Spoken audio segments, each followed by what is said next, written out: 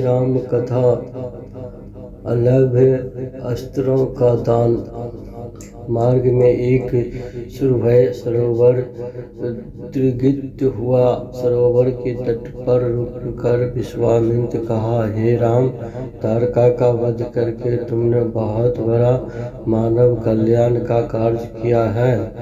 मैं तुम्हारे इस कार्य और पराक्रम एवं चतुराई से अत्यधिक प्रसन्न हूँ। मैं आज तुम्हें कुछ ऐसे दुर्लभ अस्त्र प्रदान करता हूँ जिसकी सहायता से तुम दुर्दमनीय देवताओं, राक्षसों, यक्षों, नागादिकों को भी परास्त कर सकोगे।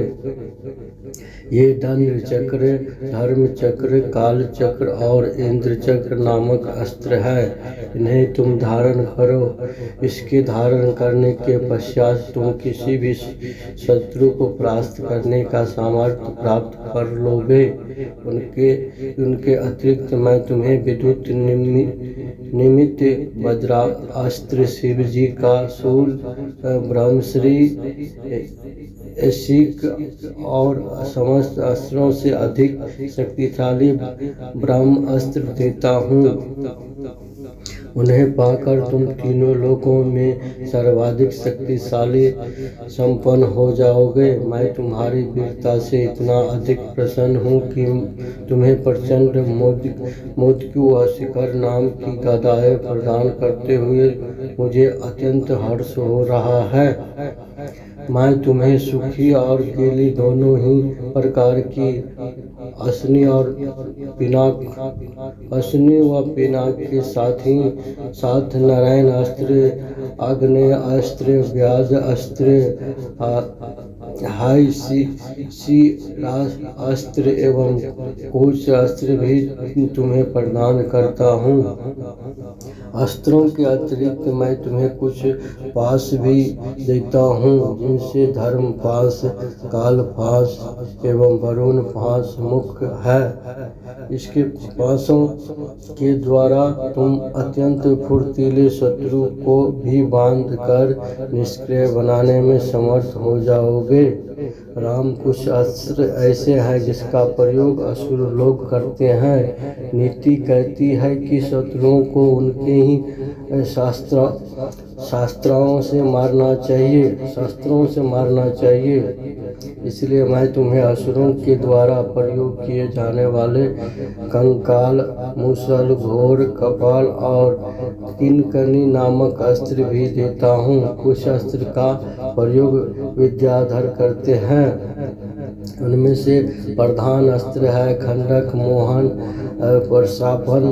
परशमन, शोभ्य, वर्षण, संतापन, विलापन, मंदना अस्त्र, गंधर्व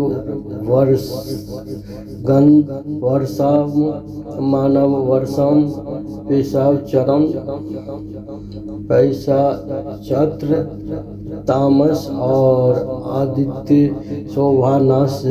इस सभी अस्त्रों को भी मैं तुम्हें देता हूँ। ये मौसलास्त्र, सत्यास्त्र असुरों को मायामय अस्त्र और भगवान सूर्य का प्रभाव अस्त्र है। इन्हें दिखाने मात्र से ही शत्रु निस्तेज होकर नष्ट हो जाते हैं। इन्हें भी तुम ग्रहण करो। अब उन अस्त्रों को देखो। ये कुछ विशेष प्रकार के अस्त्र है। ये सोम देवता द्वारा प्रयोग किए जाने वाले शीशर एवं दारुण नाम के अस्त्र है। शीशर के प्रयोग से शत्रु शीत से अकड़ कर और दारुण के प्रयोग से शत्रु गर्मी से व्याकुल होकर मूर्छित हो जाते हैं। वीर श्रेष्ठ, तुम इन अनुपम शक्ति वाले शत्रुओं का मान मर्दन करने वाले और समस्त मनोकामनाओं को पूर्ण कराने वाले अस्त्रों का धारण करो। इतना कहकर महामुनि ने संपूर्ण अस्त्रों को, जो देवताओं को भी दुर्लभ है, बड़े स्नेह के साथ राम को प्रदान कर दिया। उन अस्त्रों को पाकर राम अत्यंत प्रसन्न हुए और उन्होंने श्रद्धा के साथ गुरु के चरणों में प्रणाम किया और कहा, गुरुदेव, आपकी इस कृपा से मैं कृतार्थ हो गया हूँ। अब देवता, दैत्य, राक्षस, यक्ष आदि कोई भी मुझे परास्त नहीं कर सकता। मनुष्य की तो खैर बात ही क्या है, किंतु मुनिवर इसी प्रकार से अस्त्र गंधर्वों, देवताओं, राक्षसों आदि के पास भी होंगे और उनका प्रयोग वे मुझ पर भी कर सकते हैं। कृपा करके इनमें से बचने का उपाय भी मुझे बताइए। उसके अतिरिक्त ऐसा भी उपाय बताइए जिससे उन अस्त्रों को छोड़ने के पश्चात अपना कार्य करके ये अस्त्र पुनः मेरे पास वापस आ जावे। राम के इस प्रकार कहने पर विश्वामित्र बोले, राघव, शत्रुओं के अस्त्रों को मार्ग में ही काट कर नष्ट करने वाले इन सत्यापन, सत्यकीर्ति, प्रीतिहार, फरार मुख्य, आह्वान मुख्य, लक्ष्य, उपलक्ष्य आदि इन अस्त्रों को भी तुम ग्रहण करो। इन अस्त्रों को देने के बाद गुरु विश्वामित्र ने राम को वे विधियां भी बताई जिनके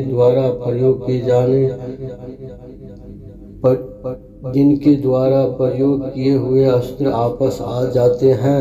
चलते चलते वे वन के अंधकार से निकलकर ऐसे स्थान पर पहुँचे जो भगवान भास्कर के दिव्य प्रकाश से आलोकित हो रहा था और सामने नाना प्रकार के सुंदर वृक्ष, मनोरम उत्का एवं मनोमुग्धकारी दृश्य दिखाई दे रहे थे। रामचंद्र ने विश्वामित्र से पूछा, हे मुनिराज, सामने पर्वत की सुंदर उपत्यकाओं में हरे हरे वृक्षों की जो लुभानी पत्तियां दीर्घिगत हो रही है, उनके पीछे ऐसा प्रतीत होता है कि जैसे कोई आश्रम है। क्या वास्तव में ऐसा या मेरी कल्पना मात्र है? वहाँ सुंदर सुंदर मधुर भाषी पक्षियों के झुंड भी दिखाई दे रहे हैं, जिससे प्रतीत होता है कि मेरी कल्पना निराधार नहीं है।